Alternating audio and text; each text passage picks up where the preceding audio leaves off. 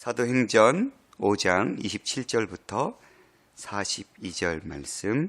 그들을 끌어다가 공회 앞에 세우니 대제사장이 물어 이르되 우리가 이 이름으로 사람을 가르치지 말라고 엄금하였으되 너희가 너희 가르침을 예루살렘에 가득하게 하니 이 사람의 피를 우리에게로 돌리고자 함이로다.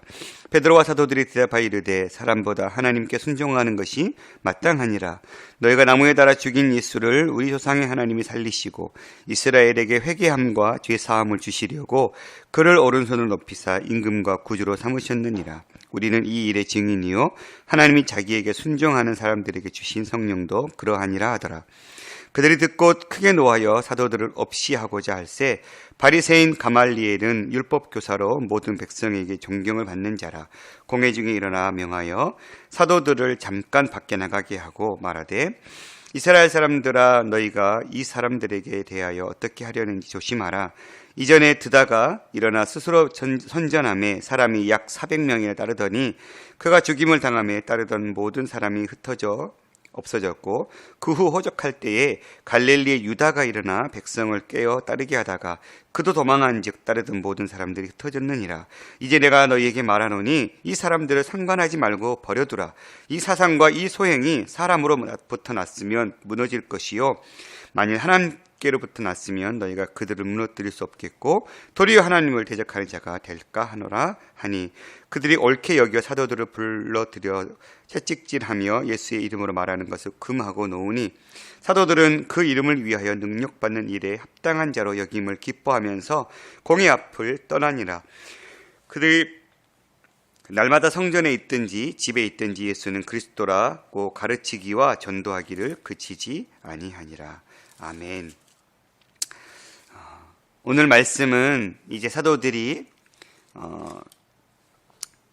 옥에 갇혔다가 성령에 의해서 풀려 나오게 된 이후에 다시 성전 맡은 자들이 가서 붙잡아 가지고 제사장들 앞에 선 장면입니다. 일전에도 그들은 한번 가두움을 당했다가 너희들이 이 진리를 증거하지 말아라 라는 말을 했고 그 말이 우리가 사람의 말을 따르랴 하나님 말을 따르랴 하면서 풀려났던 적이 있죠. 또다시 이렇게 공회 앞에 서는 일이 벌어진 것입니다. 그래서 28절에 그들이 이 이름으로 사람을 가르치지 말라고 언급했는데 왜 이런 일들을 했느냐라고 했을 때 29절에 하나님께 순종하는 것이 마땅하다라고 제자들은 대답하지요. 그래서 결국 그들은 또 이 베드로는 그 상황 속에서도 복음을 전하지요. 너희가 나무에 달아 죽인 예수를 우리 조상의 하나님이 살리시고 이스라엘에게 회개함과 제사함을 주시려고 그를 오른손 높이사 임금과 구주로 삼으셨다. 우리가 이 일의 증인이다. 성령도 그러하다라고 얘기할 때 그들이 사도를 없애고자 하는 일들이 벌어집니다. 참 어찌하든지 이들은 복음을 전할 상황만 되면 복음을 전하기 위해 참 애쓰고 있는 장면들이 우리에게 보여지고 있지요. 특별히 그들이 사도들을 없애려고 33절에 보니까 크게 노했다라고 얘기하고 있는데 그때 이 바리새인 가말리엘이라는 율법교사 이 유대 최고의 랍비인 힐렐의 제자라고 알려져 있는데요. 그가 이 가말리엘이 죽었을 때 이스라엘의 율법이 끝났다 할 정도로 아주 존경받는 그런 인물이었던 것 같습니다. 이 바울도 이 가말리엘의 제자였거든요. 이 가말리엘이 얘기하는 거예요. 크게 두 가지예요. 두 사람의 예, 드다와 유다라는 사람의 예를 들면서 내버려 두라. 저들이 사람에게서 난 것이면 스스로 없어질 것이고 하나님으로부터 난 것이면 너희가 어떻게 할 수 없다. 도리어 너희가 하나님을 대적한 자가 되어버릴 수밖에 없는 것이다. 그러면서 사람으로부터 난 자들의 대표였던 이 드다라는 사람, 그 사람도 스스로 자기가 선전했는데 400명에 따랐지만 결국 그가 죽임을 당했을 때 따르는 사람들이 다 흩어져 버렸다. 또 그 후에 이 유다라는 사람도 백성을 따르게 했는데 그가 망한즉 따르던 모든 사람도 다 흩어졌다. 그러니까 너희가 굳이 베드로나 사도들이 지금 전하고 있는 그 사실에 대해서 너희가 뭐 왈가왈부가 판단해서 전하지 못하게 할 이유가 없다. 그것이 사람에게 스스로 난 것이라면 스스로 망할 거다. 그러니 그냥 때를 기다려라. 그런데 만약 정말 그것이 하나님으로부터 난 것이라면 막을 수 없다. 결국 너희가 그것을 막으면 39절에 도리어 하나님을 대적하는 자가 될까 한다. 굉장히 참 지혜로운 판단이지요. 결국 그 말이 옳게 여겨져서 사도들을 불러서 채찍질 그냥 보낼 수는 없었을 테니까 그냥 매 한 대 때리고 풀어주면서 똑같이 예수 이름을 말하는 것을 금하고 풀어주는. 그런데 이에 대한 사도들의 반응은 능력받는 일에 합당한 자로 여기심을 기뻐하면서 공회 앞을 떠났다. 그리고 결국은 날마다 성전에 있든지 집에 있든지 예수는 그리스도라 가르치기와 전도하기를 그치지 아니했다라고 오늘 말씀 우리에게 이야기하고 있습니다.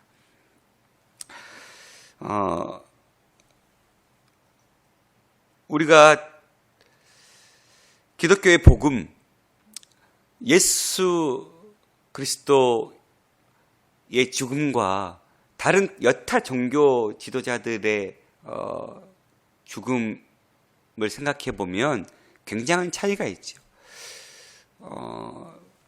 부처가 어떤 억압이나 핍박을 받고 죽지는 않았던 것 같아요. 그렇잖아요? 그러니까 예수는 엄청난 치욕적인 죽음, 엄청난 핍박의 죽음으로 죽은 자이지요. 시작이 다른 것 같아요. 그런데 지금은 2000년 지났을 때 어찌 보면 정치범 쪽으로 죽고 많은 사람들로부터 온갖 치욕과 수치를 당하고 죽었던 그가 전했던 이 복음이 2000년이 흘렀을 때 이렇게 강력한 복음으로 바뀌어버린, 이게 무엇 때문일까? 결국 오늘 이 가말리엘은 우리에게 진리를 이해해 주고 있습니다. 그것이 바로 하나님으로부터 난 것이기 때문에 그렇죠. 제자들이 목숨을 바쳐서 복음을 전하고 성령을 받고 난 이후에 이렇게 180도 달라져 버린 삶을 살 수 있었던 것, 하나님께로부터 난 것이기 때문에 그랬습니다. 그들이 경험했고 만났고 깨달은 이 복음이 진짜인 걸 알았기 때문에 그들은 목숨을 건 거였죠. 그리고 결국은 목숨을 걸었던 그 복음이 어찌 보면 무모한 죽음인 것처럼 보일 수도 있었지만 그것이 하나님께로부터 난 것이었기 때문에 하나님은 그것을 통해서 복음이 흥황하게 선포되어지는 일들을 이루어주셨다는 사실입니다. 그리고 지금도 많은 선교사들이 자기의 생명을 아끼지 않고 핏값을 흘리면서까지 복음을 전하는 것, 그리고 그 복음을 통해서 그 땅에 교회가 세워지는 것은 그들이 전한 복음이 아니기 때문에 그렇습니다. 복음의 시작이 하나님께로 난 것이기 때문에 그 어떤 누구도, 그 어떤 무리도, 단체도, 나라도 이것을 막을 수는 없을 것입니다. 우리가 믿고 있는 복음이 바로 이러한 복음인 것 같습니다. 그런데 여전히 지금도 많은 사람들이 이 예수님의 이 복음에 대해서 오히려 드다와 유다처럼 이용하고 있는 자들이 많은 것 같아요.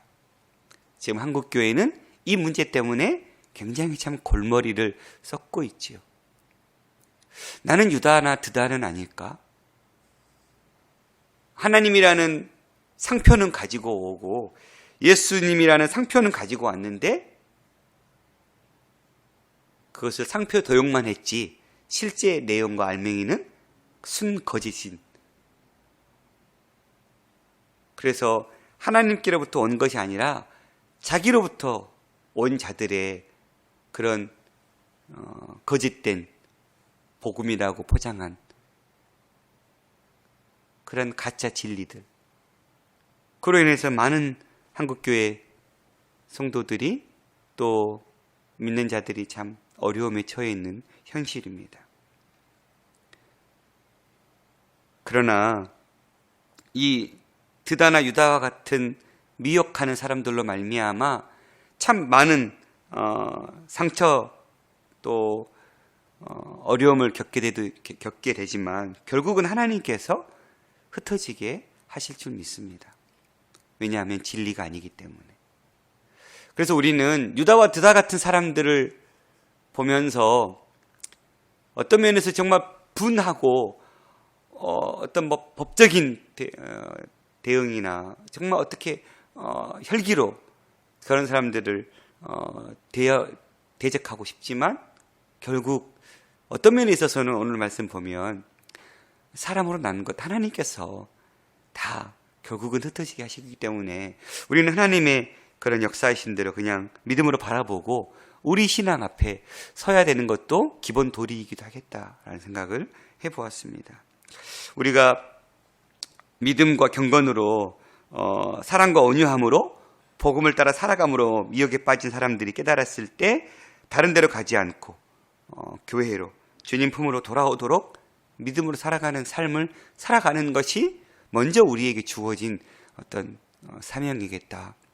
내가 바른 길을 가고 그 바른 길을 감으로 그릇된 길을 가는 자들이 저 길이 진짜 길이구나를 깨닫게 하는 표지판의 삶을 잘 살아야 되겠다. 유다나 드다와 같은 삶으로 살아서는 안 되겠다라는 생각들을 해봅니다.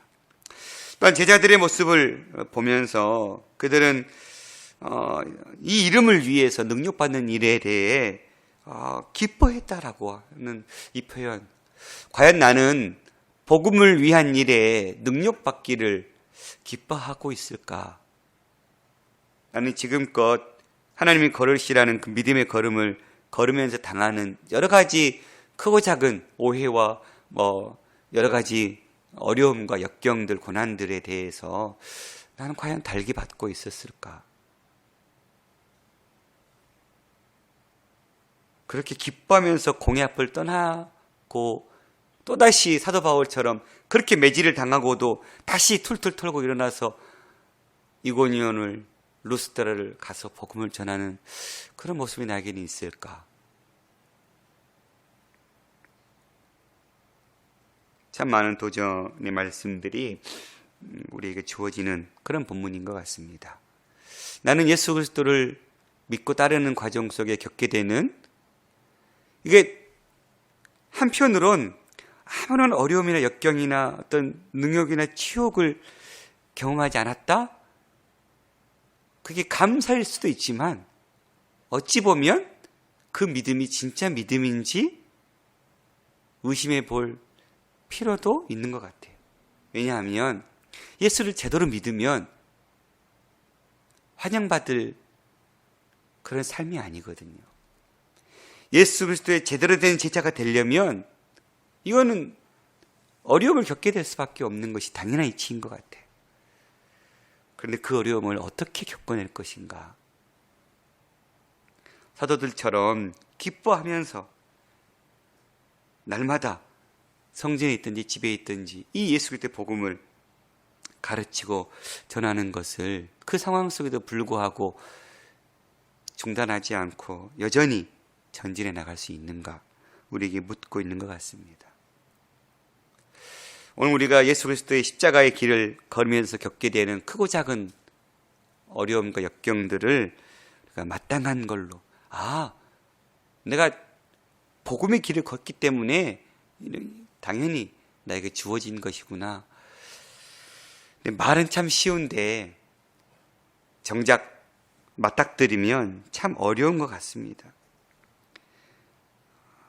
그래서 어떤 사람이든지 고난을 기뻐하는 사람은 없는 것 같습니다. 어떻게 해서든지 고난을 피해가고자 하는 사람들은 많지만, 그래서 오늘 우리가 이 말씀 묵상하면서 더 하나님 앞에 기도해야 될 제목이 아닌가 싶습니다. 우리는 고난당하는 것을 자랑하거나 기뻐하는 사람들은 아닌 것 같습니다. 예수님의 증인으로서의 고난, 예수님을 증거하는 삶으로서의 고난을 당하는 것을 우리가 기뻐할 수 있는 사람들이 될 수 있기를, 기도하는 자들이 되기를 원합니다. 하나님, 내가 내 마음으로는, 내 심정으로는, 내 성정으로는 내가 이것을 능히 기뻐할 수가 없습니다. 그러나 주님 마음 주셔서 내게 주어진 이 고난이 합당한 것임을 알고 그 걸음을 걷게 해달라. 능히 묵묵히 주님 의지하고 바라보면서 그 고난의 길에 주저하지 않고 한 걸음 한 걸음 내디딜 수 있도록 우리를 붙들어 달라 기도하는 그 기도의 제목들이 있어야 되지 않을까. 그래서 다른 이들이 우리를 평가할 때, 정말 저 사람 정말 복음을 위해서 아깝지 않게 삶을 드렸던 사람이라는 평가, 나아가서 하나님께서 우리를 평가하실 때 복음을 위해서라면 불구덩이도 마다하지 않고 뛰어들었던 사람, 이런 평가를 듣는다면 그보다 더 멋진 인생의 삶이 어디 있을까라는 생각들을 해보면서 하나님 앞에 두렵지만 주님 그 고난의 그 불구덩이를 능히 주님과 함께 날마다 뛰어드는 삶을 살게 해달라라는 기도가 절로 나오는 본문의 말씀들이었습니다. 한편에 그 작은 고난이 힘들어서 하나님 앞에 어린아이처럼 떼쓰고 불평하고 원망했던 제 자신의 모습들이 더 부끄럽던 시간이기도 했습니다. 사랑하는 성도 여러분, 오늘 우리가 당하는 고난, 오늘 우리가 당하는 능력, 마땅히 예수의 제자라면 아마도 걸어야 될 믿음의 걸음인 줄 믿습니다. 그 걸음 힘들고 어렵지만 제자들처럼 보면 그들 스스로 걷지 않았어요. 성령의 강력한 도우심과 인도하심 속에 그런 걸어냈거든요. 우리도 이 제자들처럼 몸은 힘들고 고통스럽지 모르나 마음은 기뻐하면서 그 공의 앞을 떠날 수 있는 그런 믿음의 사람들이 될 수 있기를, 그래서 이 시대에 진정한 사도와 같은 복음 전도자들의 삶을 저와 여러분이 살아낼 수 있다면 다시금 한국교회의 부흥의 불길이 타오르지 않을까라는 짧은 생각을 전해봅니다. 오늘 저와 여러분이 오늘 우리에게 주어진 복음 전해야 될 때가 어딜지 또 하나님께서 말씀하시면 그곳에 가서 마땅히 이 주의 복음을 전하는 하루의 삶을 살 수 있기를 간절히 소망합니다. 기도하겠습니다. 아버지 하나님, 나는 드다와 유다 같은 사람입니까? 아니면 사도들과 같은 사람들입니까? 나는 예수 그리스도의 복음을 이용하는 사람입니까? 그 복음을 목숨 바쳐서 전하는 사람입니까? 나는 예수님의 복음을 따름에 있어서 그 고난을 능히 기뻐하면서 걷는 사람입니까? 아니면 고난을 피하기 급급한 인생을 사는 사람입니까? 말씀은 참 명쾌하고 쉬운데 그 말씀대로 따라가는 삶은 참 어려운 것을 주 앞에 고백합니다. 성령 하나님, 연약한 우리를 붙들어 주시고 이 시대의 사도 바울과 같은 복음 전도자의 삶을 살아낼 수 있도록 우리를 붙잡아 주시옵소서. 능히 예수 그리스도를 따라가는 십자가의 삶은 이러한 삶임을 다시금 깨닫고 주님이 원하시는 그 믿음의 걸음, 그 걸음이 고난의 길이고 능력의 길이고 많은 치욕을 당하는 길이라 할지라도 그것이 십자가의 길이고 따라가야 될 길이라면 오늘도 예수를 따라가는 그러한 믿음의 종들 될 수 있도록 우리를 붙잡아 주옵소서. 우리의 힘으로 우리의 능으로 한 걸음도 내딜 수 없음을 주 앞에 고백합니다. 성령 하나님, 날마다 매 시간 순간순간 우리와 늘 동행해 주시고 우리의 영적 눈을 여시고 심령을 여셔서 나와 늘 동행하시는 그 하나님을 바라보게 하여 주시옵시며 그 주님께 주시는 힘과 능력 안에서 오늘도 이 복음 전도자의 삶을 살아갈 수 있도록 붙들어 주시옵소서. 주님, 오늘 또 이 생명을 전하기 위해 정말 생명을 마다하지 않고 땅끝 오지를 향해 나가는 선교사님들을 기억해 주시고 공산권, 이슬람권, 힌두교권 가운데 정말 생명이 보장되지 않는 그 땅에 주의 복음을 위해 애쓰는 선교사님들의 삶을 붙들어 주시고 오늘 또 그들의 심령을 생명싸개 속에 보호해 주시고 혹이라도 그 생명이 바쳐지면서까지 복음이 전해져야 된다면 그들의 생명이 값지게 들여지는 오늘의 복음의 열정들이 되게 도와주시옵소서. 주 앞에 들고 나와 수많은 기도 제목들이 있습니다. 주님, 우리의 뜻을 관철시키는 어리석은 기도의 시간이 아니라 하나님의 뜻을 깨닫고 그 뜻에 우리의 삶을 맞추는 귀한 시간 될 수 있도록 주의 음성 듣는 시간 되게 하여 주옵소서. 모든 것 주님 의지합니다. 예수님의 이름으로 기도드렸습니다. 아멘.